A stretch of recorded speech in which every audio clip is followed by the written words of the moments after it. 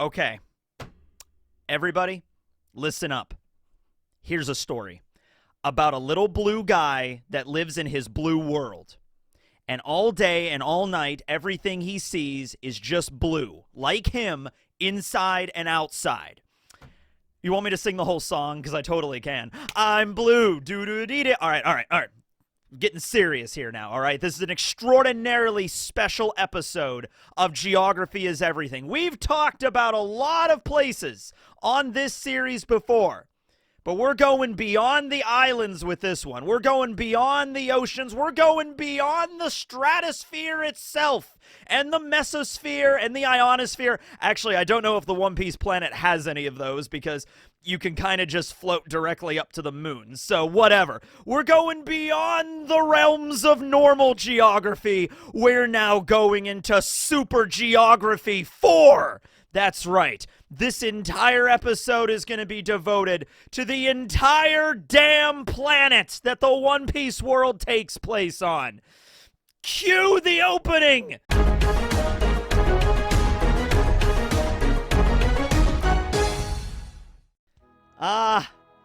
Look at it. Isn't it beautiful? Isn't it absolutely magnificent? See how it twinkles like a magnificent blue star. I said the thing! Yeah, okay.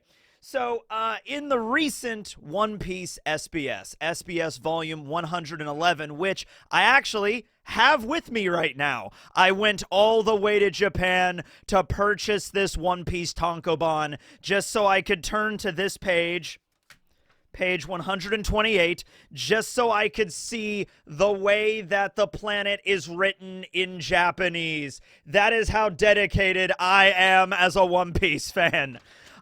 We get the official name of the One Piece planets. Now, we already kind of knew this, if you talk to Arthur.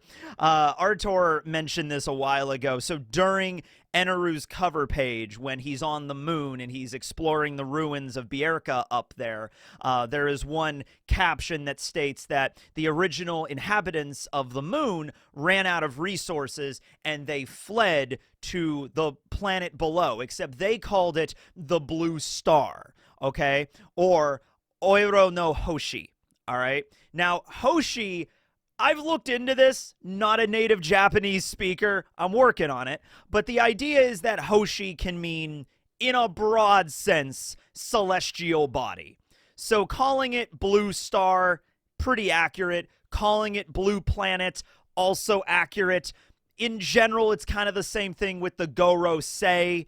It ends in that, so it could be like celestial body, celestial planet, celestial star, something in the realms of heavenly bodies. I assume, and I haven't looked into this part of it, but I assume that this word began in the long ago, before we really had classifications, because like way back in the day, we used to think that the sun and moon were also planets. Now in Japanese, there is a name specifically for planets, and that is Wakusei, I believe, okay? But we're going to get into some references here with the way that the planets are named in our world in Japanese, and that they have like a specific naming scheme, and the Earth is kind of outside of that naming scheme. But for the sake of this video, I'm going to call it Blue Planet. Because it is a planet, although blue star could also be applicable here, okay? So, why is this a big deal? Well, first and foremost is, I don't know about you, but I just like to know the names of things.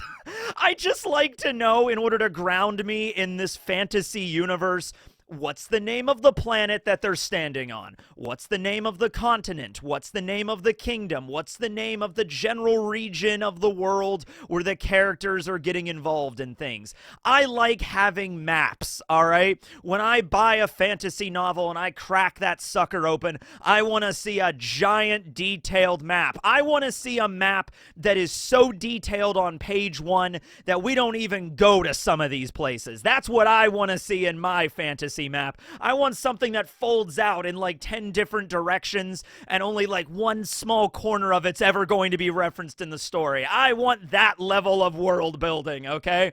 So now, in volume 111, we finally get the official, like, Oda actually sits down and says to everybody, the name of the planet is Blue Planet, okay?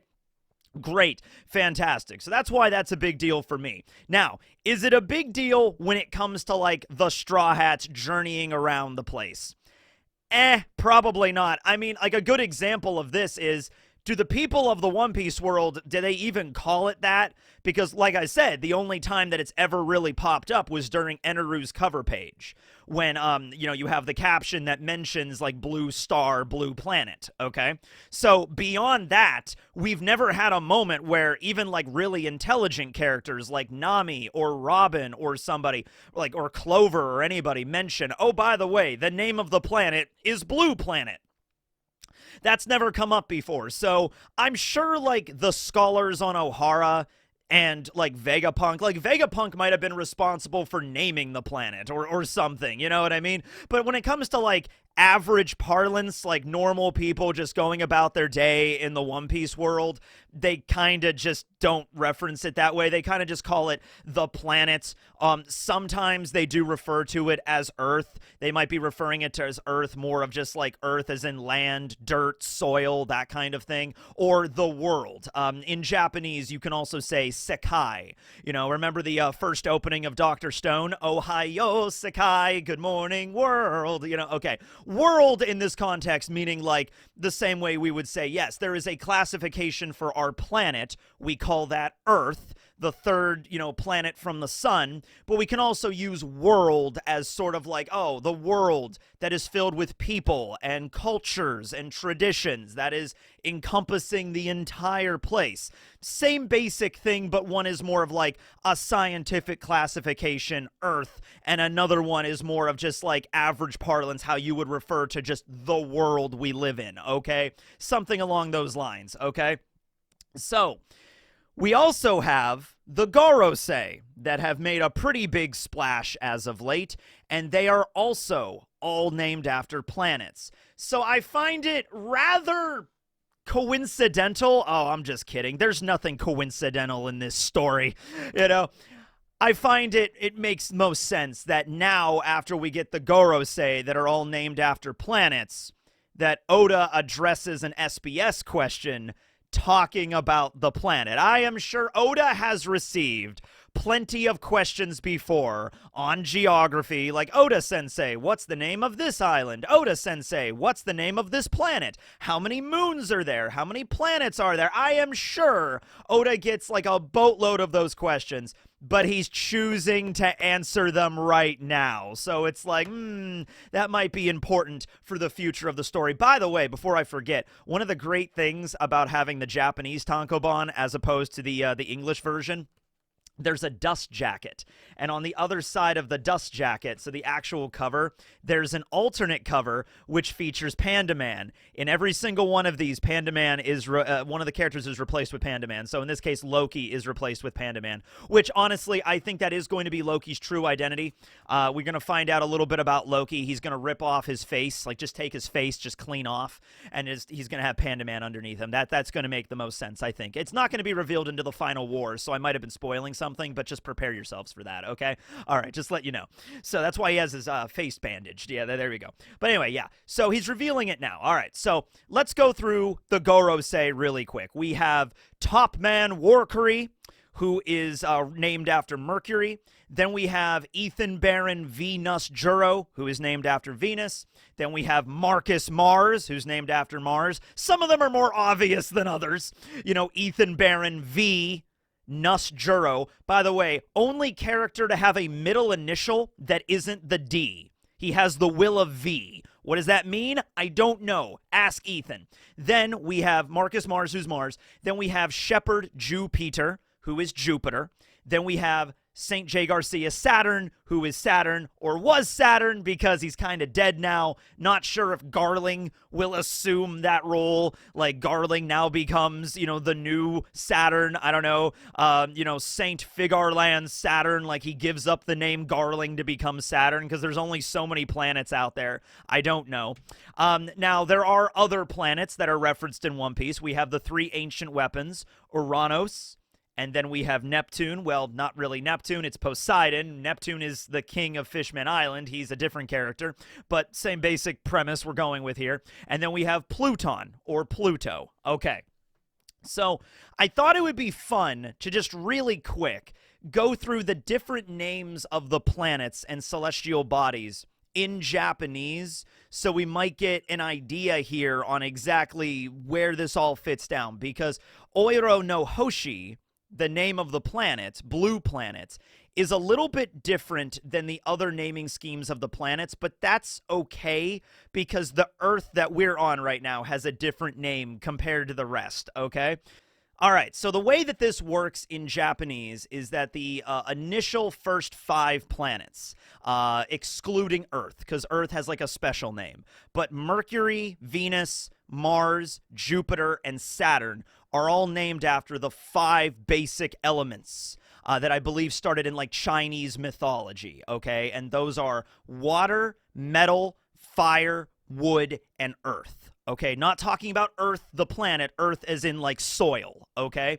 So those are the 5 core elements. They're a little bit different than like the elements over here in the West, you know, like earth, wind, fire, and air. Wait a minute, no, that's a band. No, going back to earth, water, fire, and air, like in Avatar The Last Airbender, although that is based on Eastern lore, although they do have metal bending in there, so it all kind of came together in that way, right? But at any rate, yeah, the elements are a little bit different because like typically we don't include like wood or metal when you're talking about like core elements of the earth. But in this case, yeah, there's 5 of them, okay? So Mercury is Sui-sei.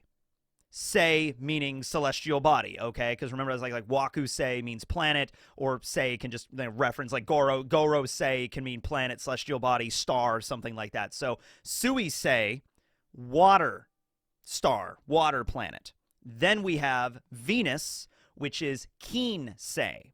Now, the kanji used for kin can mean metal in general. It can also mean gold specifically. You've probably heard of like kin, gold, gin, silver, okay? But kin and metal, gold and metal, kind of share the same kanji, all right? So gold planet or gold star makes sense because Venus is like very bright in the night sky. It has like a yellowish tinge to it, all right? Then we have Mars, Ka-sei, fire star, fire planet, okay? Kanji for fire, pretty simple.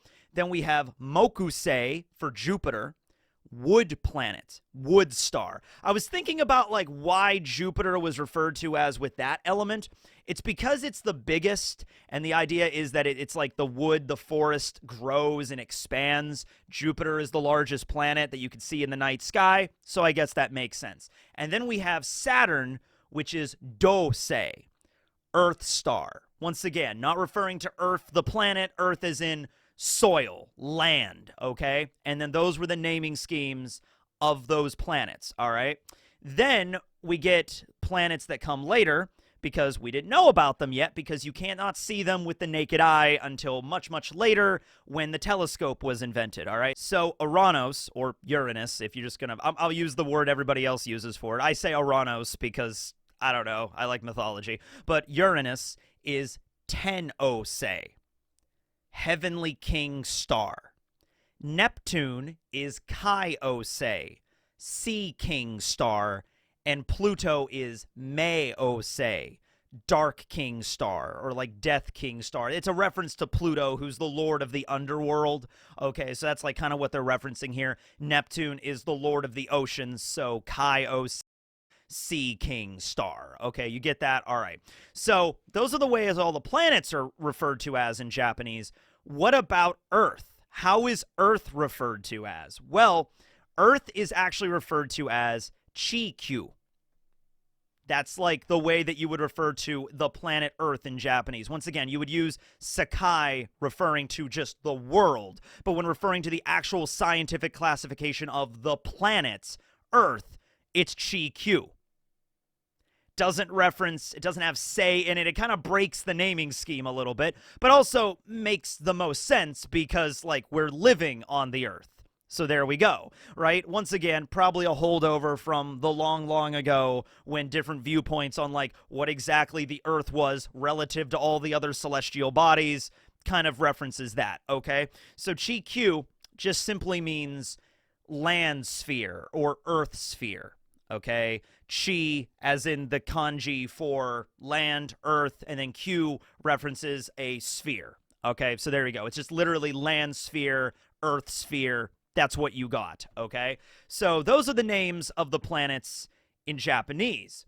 Then we have Oiro no Hoshi in One Piece, blue planet, blue star, which also would maybe break the naming gimmick of all the other planets named, like, for the Gorosei, okay? So that still kind of makes sense there. Oh, by the way, in case you were curious, just to round out everything, the sun is simply referred to as Taiyo, which uses the kanji for big or great, and then the kanji for yang, as in yin and yang.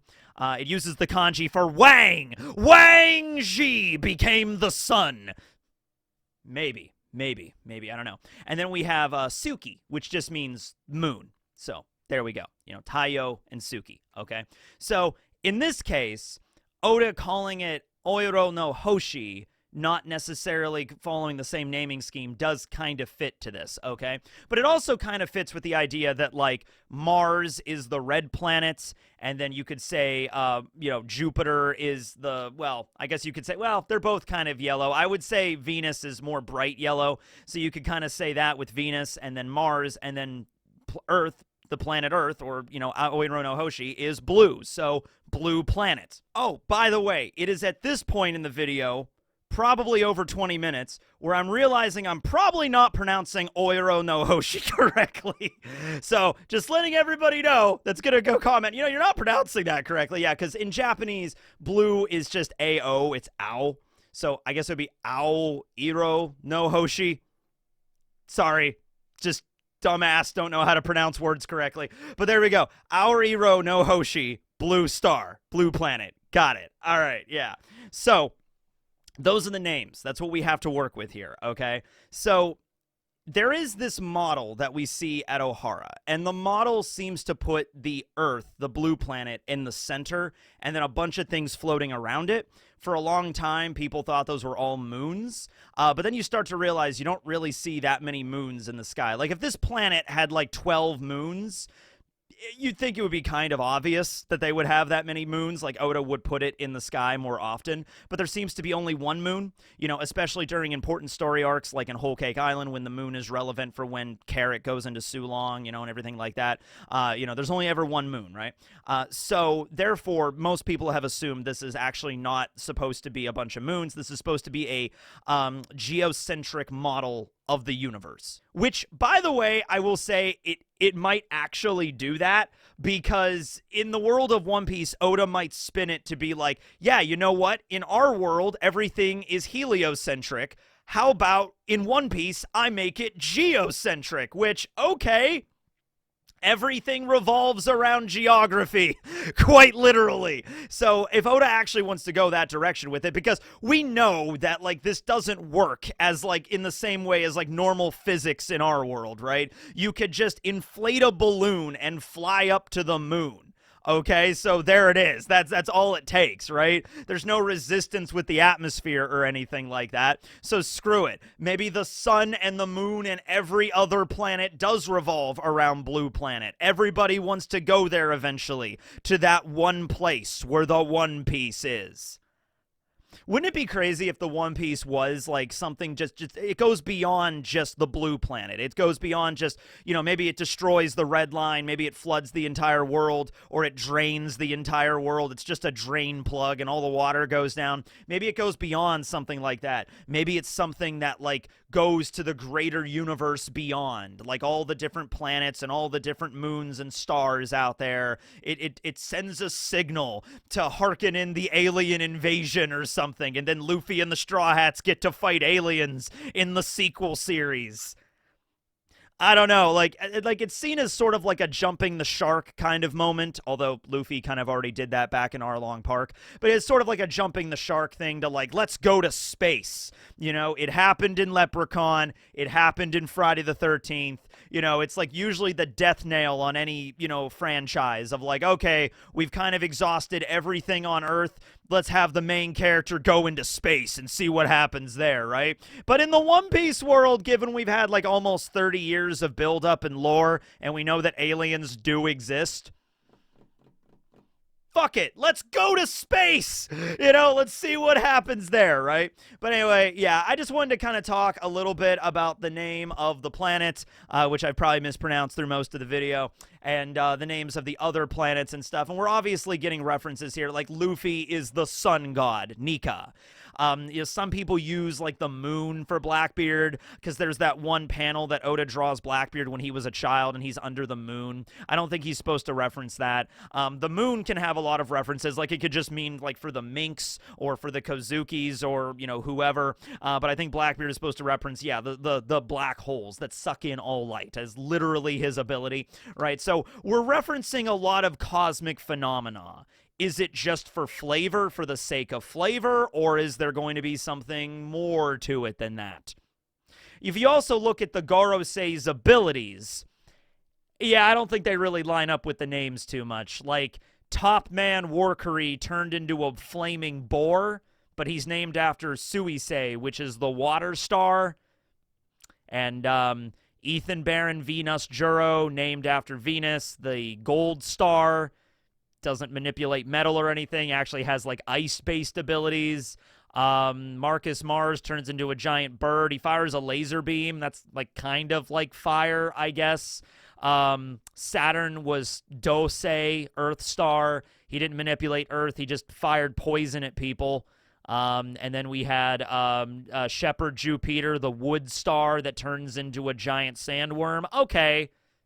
Yeah. You know what would be funny? What if Oda is like taking the names of the planets but just mixing and matching, because they do line up, just not for their particular planets. Like Top Man's ability would fit more for Mars, and Ethan's ability would fit more for Mercury, and Shepherd Jupiter's ability would fit more for Saturn. I don't know. Let me know how you feel about that down below. But anyway, we got the official name of the planet. That's awesome. Thanks for watching, everybody. This will be Teching signing out. Here's to many more adventures on Blue Planet. Woo!